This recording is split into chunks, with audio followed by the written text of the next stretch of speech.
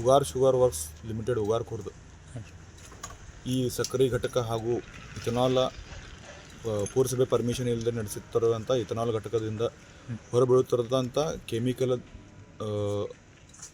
ಕೆಮಿಕಲ್ದಿಂದ ವಾತಾವರಣದಲ್ಲಿ ಎಲ್ಲ ರಾಸಾಯನಿಕ ಕಣಗಳು ಸೇರಿ ಜನರ ಆರೋಗ್ಯಕ್ಕೆ ಸಮಸ್ಯೆ ಆಗುತ್ತಿದ್ದು, ಎಷ್ಟೋ ಸಲ ಅವರಿಗೆ ಮೌಖಿಕವಾಗಿ ಹಾಗೂ ಲಿಖಿತವಾಗಿ ತಿಳಿಸಿದರೂ ಕೂಡ ಯಾವುದೇ ರೀತಿ ಸ್ಪಂದನೆ ನೀಡ್ತಾ ಇಲ್ಲ.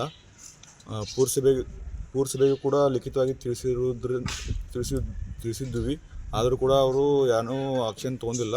ಅದಕ್ಕಾಗಿ ನಾವು ಈ ಮುಂಚಿತವಾಗಿ 7 ದಿವಸ ಮುಂಚಿತವಾಗಿ ನಾವು ಗ್ರಾಮಸ್ಥರಿಂದ ಒಂದು ಮನವಿಯನ್ನು ನೀಡಿದ್ದೀವಿ ಉಗಾರ್ ಪುರಸಭೆಗೆ ಹಾಗೂ ತಹಸೀಲ್ದಾರ್ ಸಾಹೇಬರು, AC, DC, pollution control board, ಶಾಸಕರು ಹಾಗೂ PSI ಸಾಹೇಬರಿಗೆ.